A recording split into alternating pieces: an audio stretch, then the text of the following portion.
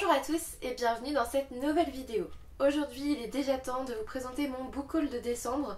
Alors je vous le présente là en milieu de mois parce que je pense que je n'achèterai plus rien avant Noël ou la nouvelle année. Ou alors dans tous les cas ça sera avec mon salaire de fin décembre. Et du coup dans ces cas là à chaque fois ça compte pour janvier. Donc je pense qu'on peut dire que je ne ferai qu'un seul book haul en décembre. Du coup je vais commencer par vous présenter les services presse que j'ai reçus. J'ai d'abord reçu des éditions addictives, la version numérique parce que j'ai demandé un peu tard pour la version papier, mais je vous le montre en papier parce qu'en fait j'ai tellement bien aimé que je me le suis acheté. Il s'agit de Noël, toi et moi de Gwen Delmas aux éditions donc addictives dans la collection Love. Donc la maison d'édition m'a envoyé la version numérique comme je vous l'ai dit, mais je l'ai trouvé pas cher en fait d'occasion, donc voilà.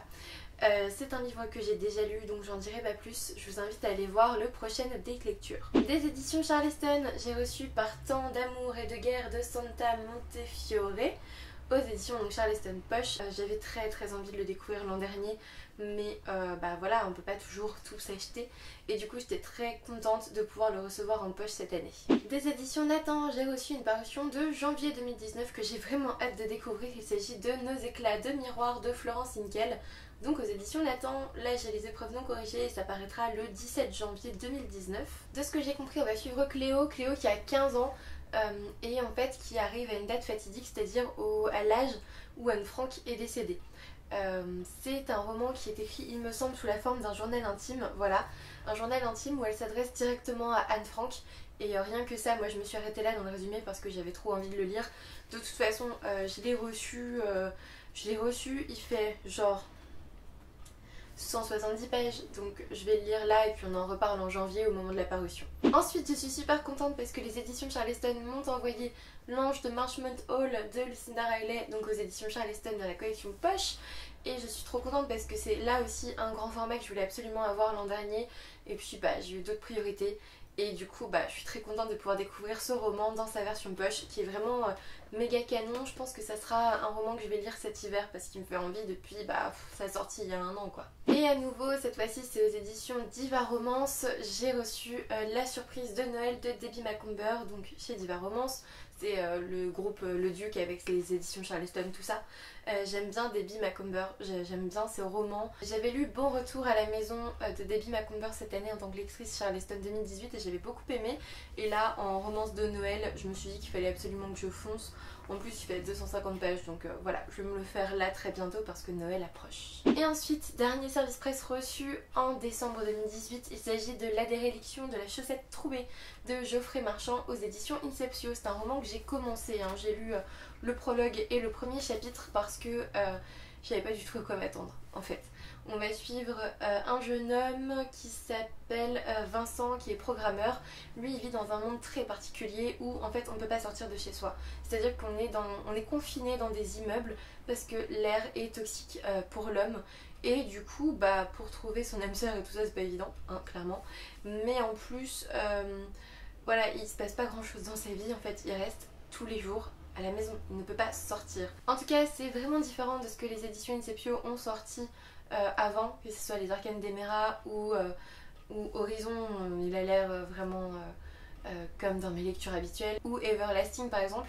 Là ça a l'air vraiment différent, ça m'a attiré beaucoup, j'ai hâte de voir ce que ça donne. Et ensuite on va passer à mes achats qui sont au nombre de 13 en sachant que 2 romans sont des cadeaux en fait pour ma petite cousine, mais je les lis toujours avant pour vérifier au niveau du contenu et aussi parce que ça me plaît hein, globalement, mais j'ai pas envie de lui envoyer un roman que je ne connais pas. Parfois on est surpris au niveau du contenu jeunesse, donc je préfère vérifier.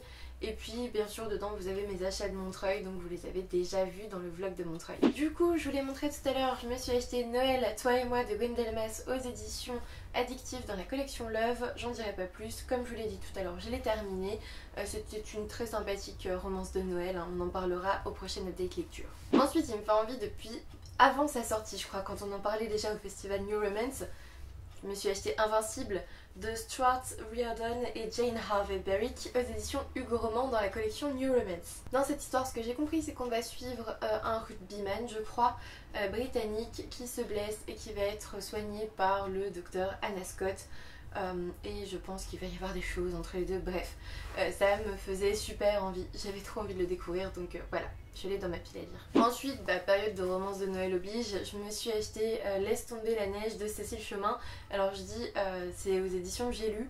Je dis romance de Noël, mais en fait j'en sais rien, je pense que c'est plutôt une romance en hiver. En fait, on va suivre une jeune femme qui a été plaquée devant l'hôtel, qui va se retrouver coincée dans la neige sur la propriété privée de quelqu'un qui n'a pas l'air très commode. Hein. Et moi ça me donnait trop envie, voilà. Rien que ça, j'avais envie de le découvrir. La couverture est méga canon. On le voit un petit peu partout en ce moment, donc j'espère qu'il est bien. Voilà. Ensuite, on passe à mes achats du Salon du Livre et de la Presse Jeunesse de Montreuil. J'ai acheté Nora de Léa Mazet, donc aux éditions de La Gouttière. J'étais ravie de pouvoir la rencontrer, surtout que du coup, il est dédicacé et je pense que je vais le lire là parce que du coup, j'ai pas encore eu l'occasion de le parcourir. Mais je pense que je vais le lire là, on est le week-end, je pense que c'est le moment. Ensuite j'ai pas mal craqué niveau manga, j'ai acheté le tome 5 de L'Enfant et le Maudit, donc de Nagabe aux éditions Comique.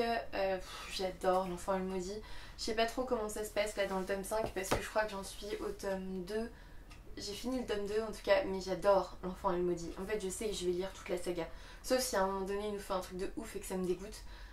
J'adore le style, j'adore cette ambiance très sombre. Je veux lire la suite, voilà. Ensuite j'ai acheté Minuscule, le tome 1 de Takuto Kashiki, donc aux éditions Comique. On en reparlera une fois lu, ce sera bien plus simple parce que parfois le résumé derrière il spoil tout le tome 1 et du coup je le lis jamais. Voilà. Dans le même temps j'ai acheté Sleeping Sharon, donc le tome 1 c'était une sortie qui était réservée pareil pour le salon du livre. Il est sorti le 29-30 novembre, bref en plein dans le salon. C'est de Sayaka Mogi aux éditions Comique. Pareil, il y a une ambiance de plus en plus sombre, j'ai l'impression, je l'ai pas lu, mais de ce qu'on m'a dit sur le stand, c'est trop ma came, ça a l'air, c'est ce que j'ai dit en fait dans le vlog de Montreuil, ça a l'air psychologiquement dérangeant et du coup je veux absolument le lire. C'est exactement ça, c'est exactement l'idée que j'ai eue en fait en me l'achetant. Ensuite j'ai acheté Somali et l'esprit de la forêt, donc le tome 1 de Yako Kureishi, donc toujours aux éditions Comique. Je me suis pris aussi le tome 2. Je vous le montre à l'envers, ça va le faire. Donc le tome 2. Je vais les commencer là bientôt. Pareil, je sais pas trop de quoi ça parle. Je me souviens plus trop de ce qu'on m'a dit sur le stand. Mais ils me les ont quand même bien vendus, hein, on va le dire. De toute façon, je lis toujours les 3 premiers d'une saga avant d'en abandonner une. Donc je ne risque rien en achetant les 2 premiers tomes. J'ai hâte de voir ce que ces mangas vont donner. Je vais me les faire bientôt parce que j'en peux plus d'attendre. En fait, je les repousse parce que j'ai pas trop le temps de lire, mais j'en peux plus. Ensuite, à Montreuil toujours, je me suis acheté Zombielenium, donc le tome 1 Gretchen de Arthur de Pince, donc aux éditions Dupuis. Ça a l'air trop méga canon. Je vous montre un peu le style graphique. J'avais trop envie de la découvrir en fait cette BD, surtout qu'on m'a reparlé du tome 4 qui venait de sortir à Martel lors d'une soirée de l'imaginaire, de la fantaisie et tout. Voilà, il me la fallait, je l'ai vue, elle me permettait d'accéder à la dédicace de JG, je l'ai prise, voilà. Ensuite, cette semaine, j'ai acheté La Princesse et la Bête, le tome 4 de Yu Tomofuji aux éditions Pika. Vous n'êtes pas sans savoir que c'est une saga manga coup de cœur pour moi. J'adore La Princesse et la Bête. Ce tome-là, je vais le lire ce week-end, hein, c'est sûr. Là, je vous dis oui, je vais le lire là, je vais le lire là, mais celui-là, c'est sûr. En fait, je suis à jour dans la saga de La Princesse et la Bête parce que dès que j'en achète un, je le lis. Et là, je l'ai acheté jeudi soir, on est samedi. Vous pouvez être sûr que c'était son espérance de vie maximale. Et ensuite, j'ai acheté 2 romans que je compte offrir à ma petite cousine pour Noël.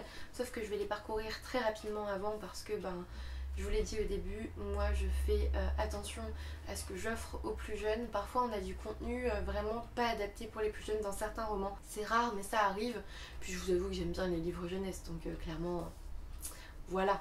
Du coup, je vais lui offrir Orphea Fabula et les larmes du dragon de Marie Aligno aux éditions Poulpe Fiction. Je n'ai pas lu les 2 premiers tomes, il y en avait un il y en avait un en Égypte et l'autre à Versailles. Mais en fait, c'est celui-là qui me faisait le plus envie avec les Vikings. C'est une blague. Je vous avoue que en fait, c'est pas vraiment noté que c'est un tome 3, il dit juste que c'est une 3e aventure, nanana.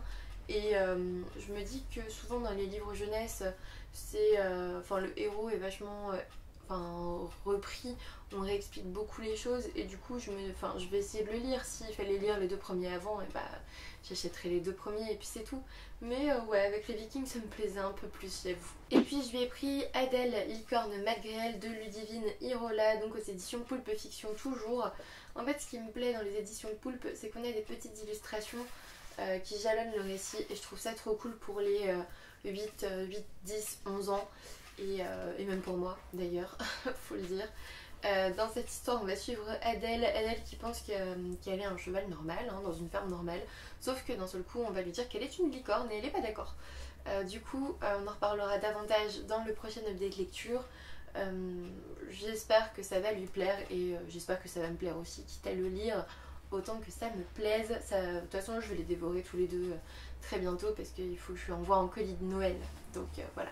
Ce book haul est maintenant terminé, j'espère qu'il vous aura plu. En décembre je vous avais dit qu'il y aurait beaucoup moins de livres que les mois d'avant parce que de 1, il n'y a quasiment aucune sortie qui m'intéressait en décembre et de 2, tout mon argent va dans les cadeaux de Noël, donc de toute façon j'aurais même pas pu me payer les sorties si elles étaient intéressantes, hein. Autant être clair. Un petit pouce bleu, un abonnement si ça n'est toujours pas fait, ça me fera toujours plaisir et puis moi je vous dis à bientôt pour une nouvelle vidéo.